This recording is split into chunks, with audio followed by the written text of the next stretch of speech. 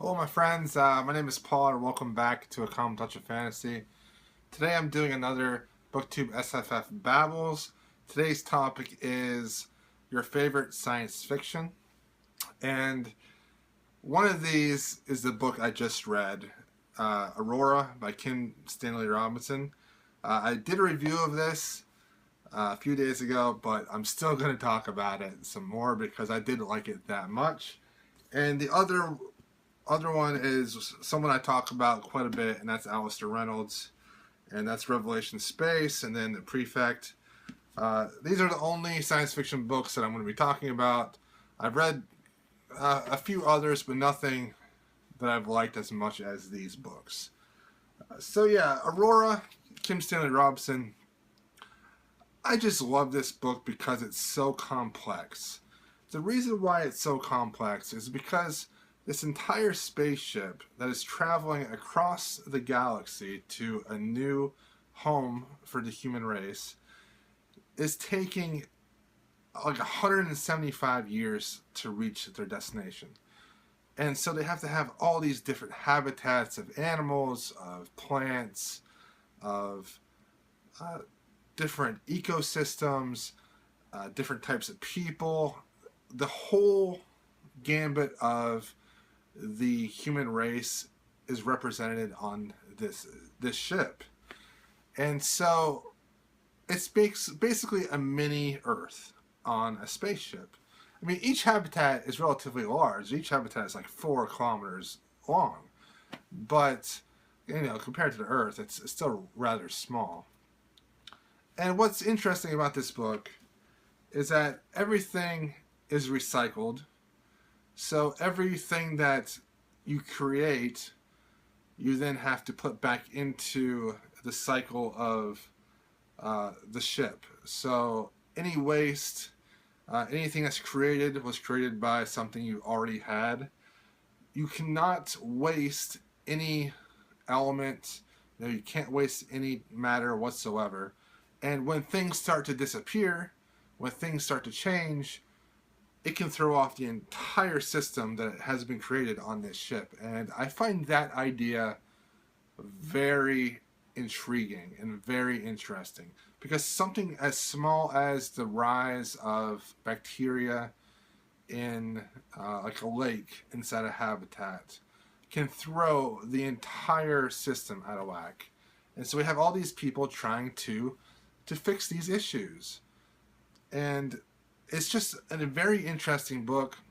And once they get to their destination, they have to go down to the planet, check things out, make sure it's okay for them to live on there. And it's so realistic.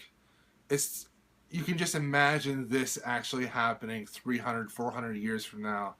And the same issues that they're dealing with in this book, I feel like they'll be dealing with that in the future.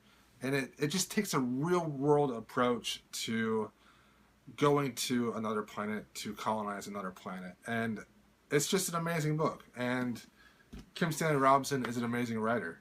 Most of the book is told by an AI.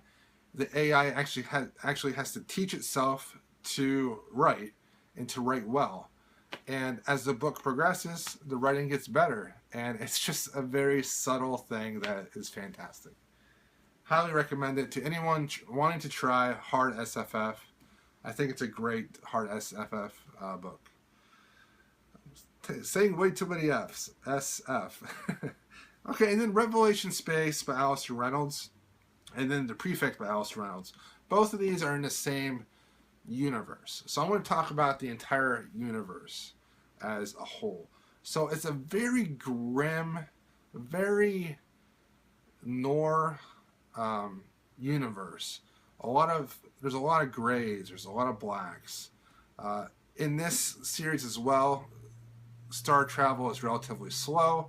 People go into cryo sleep, and so what it's all about is that when most of your life is spent asleep on a ship, you're going to do things to your body that allows you to survive longer in space and to be able to do these cryo sleeps without anything happening to you. So these individuals end up doing things to their body, adding machines, adding or augmenting their limbs, things like that, so that they can stay in space longer. And they also extend their life much longer as well. And this idea just blows me away. I think that, you know, at some point, the human race is going to get to this point where, you know, taking machines, taking technology, and combining it with a human will extend people's life to an age that would be considered kind of ridiculous now.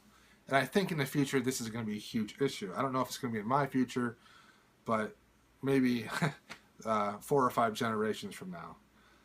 And I think that what ends up happening is that in this world, different types of humans end up developing in different areas because of them changing their biology, changing who they are based off of their surroundings and what they have to do. So we have, everyone is technically human, but after so many years, people change so much in certain parts of the universe that they're not even close to what the base human was when they first started.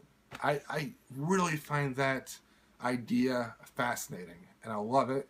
And I love the mixing of human intelligence with artificial intelligence to create something new, something that is like a new identity, a new person.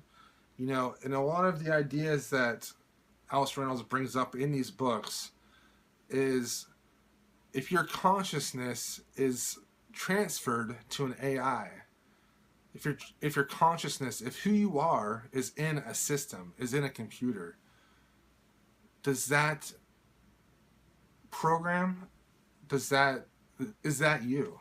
Does that program, does that information have any rights as an individual? And I just find that to be an amazing topic. I know a lot of science fiction touches on that, but I can't wait to read more of that, because that right there is where my science fiction interests lie. So I'm excited to learn more about books that have those type of things in it. I'm definitely on the side of slow travel in space.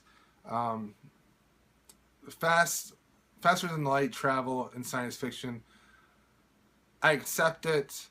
I, for the most part, understand it, but I don't find it believable because I don't think that'll ever happen. So when we talk about traveling in space and it being relatively slow, like in Aurora, like in Revelation Space, a part of me thinks, yeah, this might actually happen way in the future. So those are some science fiction books that I absolutely love. I gave Aurora and Revelation Space 5 stars, and the Prefect I gave 4 stars. Fabulous books, amazing atmospheres, and amazing writers that I think people should check out. Thanks for watching, guys. This has been another BookTube SFF Babble. Only one more Babble left, and that is next week, and that's how we did with our short list. So it's been a fun time, and I'll probably do like a wrap-up type thing with Babbles in the future. And I thank everyone that has really joined in, created content for the BookTube SFF Babbles. You guys are amazing, and I feel like the BookTube SFF community has extended itself into other areas of BookTube and other areas of the internet. Through the awards this year, I think we've reached a lot more people this year than maybe last year. And I think it's just a fantastic way to get our brand of discussion and reviews out to people that, you know, don't usually watch review videos. So it's fantastic, and it's exciting about what the future will hold for this entire community. Thanks for watching, guys.